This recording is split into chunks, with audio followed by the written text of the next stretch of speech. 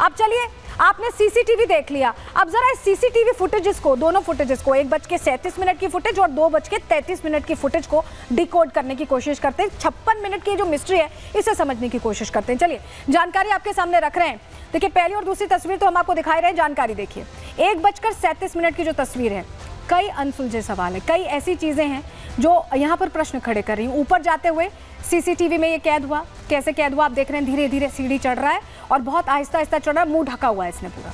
तस्वीर हमने आपको दिखाई, सीसीटीवी देखकर इसने मुंह छुपाने की कोशिश की, यानी इसे पहले से पता था कि सीढ़ियों पर सीसीटीवी लगा हुआ है। मुंह पर गमछा बांधे हुआ, यानी इसने तैयारी की थी, हो सकता है रेकी की, हो सकता है कुछ दिन पहले पहुंचा हो या किसी ने टिप दी हो ऐसे। और खास बात ये देखिए, नंगे पैर ये सीढ़ियां चढ़ रहा है जिससे कोई आवाज़ ना हो। अमूमन आप जब सीढ़ी चढ़ते हैं और पैरों में आपने कोई जूते या कुछ ऐसे पहने होते हैं तो प्रेशर से आवाज़ आती है, लेकिन आवाज़ ना आए इसका खास ध्यान क्यों रखा गया?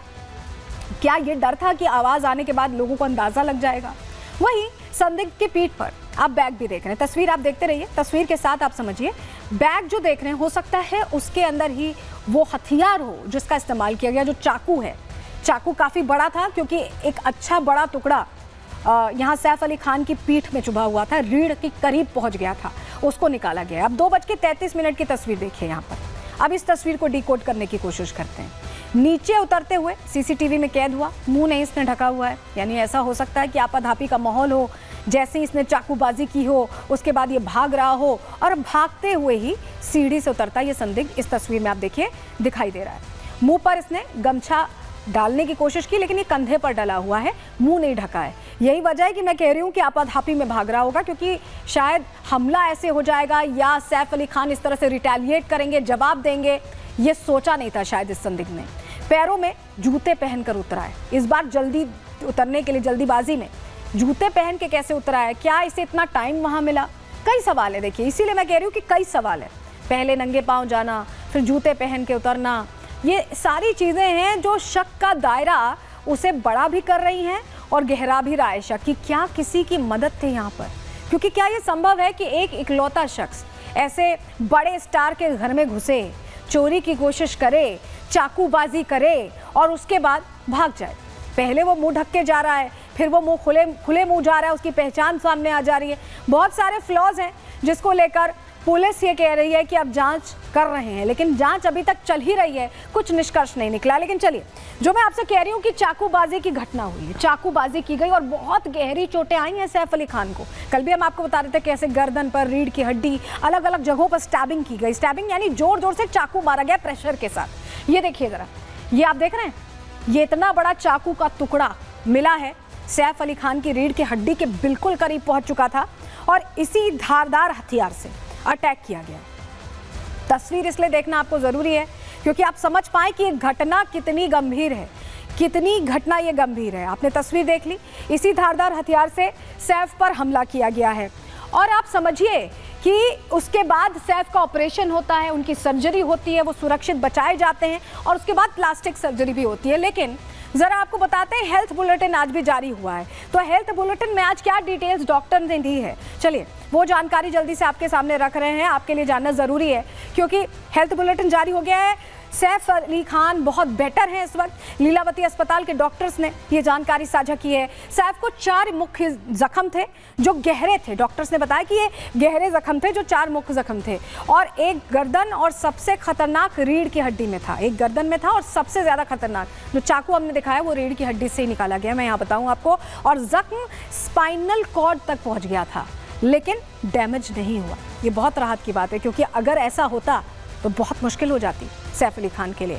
सैफ की किस्मत अच्छी थी कि वो 2 mm से बच गए, महज 2 mm से बचे हैं और हथियार 2 मिलीमीटर और अंदर चला जाता तो बहुत गंभीर चोट लगती। जानकारी ये मिल रही कि अगर वो स्पाइन का फ्लूइड लीक हो जाता है तो स्थिति ये हो जाती है कि लोग चल नहीं पाते हैं।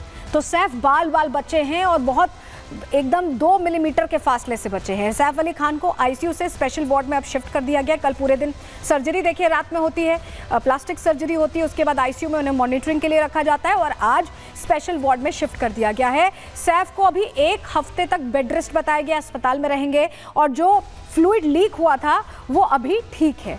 यानी हालात बेहतर हैं और ज़्यादा मूवमेंट के लिए फ़िलहाल सैफ को मना किया गया है क्योंकि रीढ़ की हड्डी में ये चोट पहुंची है। ऐसे में बहुत क्रूशियल है, उन्हें स्टैटिक रहने को कहा गया है। लीलावती अस्पताल के सीईओ ने दावा किया है, उन्होंने क्या बताया जान लीजिए।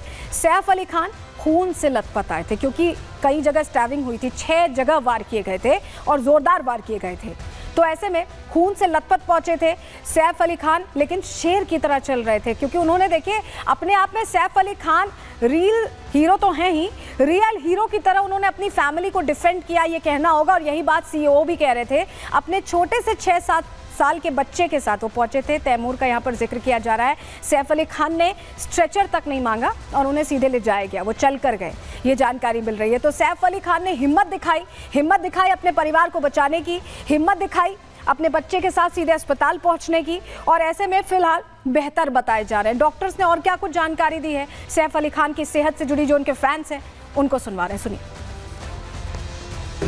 सैफ अली साहब का जब हॉस्पिटल आए थे तो मैं वो डॉक्टर था जो उनको फर्स्ट आवर में मिला हूँ। पूरा उनका उसमें ब्लड था, but he walked in like a lion and only with his small child, that is 6-7 साल का उनका जो लड़का है तैमूर है, उसके साथ वो वॉक इन किए हैं with so much of this. He is a real hero that way. एक शार्प ऑब्जेक्ट उनका रीढ़ की हड्डी में गया था, तो वो ऑपरेशन करके हमने निकाला, बट वहाँ से स्पाइनल फ्लूइड लीक हो रहा था, वो रिपेयर करने की वजह से उनको हम ऑब्जर्वेशन में बेड रेस्ट पे अभी रख रहे। बट आज का जो उनका अपडेट है, he is doing excellent, wounds are very good and there is no nothing change एंड उनको कोई भी न्यूरोलॉजिकल डेफिसिट नहीं है। जिस अपार्टमेंट में सैफ रहते हैं वहाँ ये घटना हुई। आपको जानकारी ये दे दें कि सिर्फ 12वें तल्ले पर सैफ का घर नहीं है, 12th फ्लोर पर ही नहीं है, 4 फ्लोर्स हैं जो सैफ के हैं उस अपार्टमेंट में, और उसमें पूरा परिवार रहता है। पूरा परिवार कैसे रहता है ज़रा आपको समझा रहे हैं, फिर बताएंगे आगे कि ये क्यों बताना पड़ रहा है। चलिए जानकारी पहले आपके सामने रख रहे हैं, ज़रा देखिए। आप समझिए ये घर है, आप यहाँ पर घर देख पा रहे हैं। 11वें तल्ले पर जे का कमरा है। जे और मेड एलियामा यहाँ मौजूद थे जब ये घटना हुई है। घटना के टाइम कौन कहाँ था ये समझा रहे हैं आपको। 11वें तल्ले पर ही तैमूर का कमरा है, तैमूर और मेड गीता वहाँ मौजूद थे, और 12वें फ्लोर पर सैफ और करीना का कमरा है। यानी शोर किस तरह का होगा कि 12वें फ्लोर से 11वें फ्लोर पर आए, और बच्चों के कमरे में जाने की जानकारी मिल रही थी कि ये जो हमलावर था वो बच्चों के कमरे में जा रहा था। तो ये सारी चीज़ें जो हैं वो सवालों के घेरे में, क्योंकि 11th फ्लोर पर अगर बच्चे रहते हैं, मेड्स 11th फ्लोर पर थी, 12th फ्लोर पर यहाँ सैफ और करीना रहते हैं, तो वो अचानक कैसे आए, क्या इतना शोरगुल हुआ क्या, ये कहानी अभी तक अनफोल्ड नहीं हो पाई है। लेकिन क्योंकि हम आपको ये जानकारी दे रहे थे, चलिए ज़रा अब आपको बताते हैं कि अब अलग अलग थ्योरी क्यों आ रही है सामने, क्योंकि थ्योरीज यहाँ फ्लोट कर रही हैं। सैफ की पीआर टीम कुछ और कह रही है, मेड कुछ और कह रही है, पुलिस कुछ और कह रही है। तो ऐसे में समझ नहीं आ रहा है, सुलझ नहीं रहा है ये पूरा जो खेल है, ये समझ नहीं आ रहा हुआ क्या है। चोरी की घटना है, प्लान्ड अटैक है, रेकी करके अटैक हुआ क्या है। चलिए थ्योरीज अलग अलग आपको बताते हैं। सबसे पहली थ्योरी, हमले के बाद सैफ की टीम का बयान आता है, आधिकारिक बयान आता है कि सैफ के घर में चोरी की कोशिश हुई, अज्ञात शख्स ने चाकू से हमला किया, हमले में सैफ को गंभीर चोट आई। ये पहली थ्योरी है जो सैफ की टीम बता रही है। लेकिन दूसरी थ्योरी, हमले में जांच के बाद पुलिस का भी बयान आया, नौकरानी से अनजान शख्स की बहस हुई। इसका जिक्र पहली थ्योरी में नहीं था, पीआर टीम ने ये नहीं कहा सैफ की टीम ने। सैफ ने बहस में बीच बचाव किया और गुस्से में शख्स ने सैफ पर हमला कर दिया। तो अब ऐसे में लग रहा है कि हो सकता है मेड का कोई परिचित हो, उससे कोई बातचीत हो रही हो, बहस तक पहुंच गई हो और सैफ बचाने आए हो, ऐसा लग रहा है दूसरी थ्योरी से। पहली थ्योरी चोरी वाली है, दूसरी थ्योरी में बहस और मेड से परिचित की बात लग रही है। तीसरी थ्योरी देखिए, सैफ अली खान की मेड का क्या दावा है, तैमूर जे के कमरे में घटना हुई है, यानी 11th फ्लोर पर। सैफ अली खान कहाँ रहते हैं, 12th फ्लोर पर, हमने आपको दिखाया अभी। हमलावर ने मेड से 1 करोड़ की मांग की, 1 करोड़ कैश की मांग की। घर में 3 महिला थी, 3 पुरुष नौकर मौजूद थे, लेकिन इसके बावजूद सैफ अली खान अकेले जाते हैं, और वो भी ऑटो से जाते हैं। तो समझ नहीं आ रहा कि 3 पुरुष 3 महिला नौकर होकर भी तैमूर को लेकर वो क्यों जाते हैं।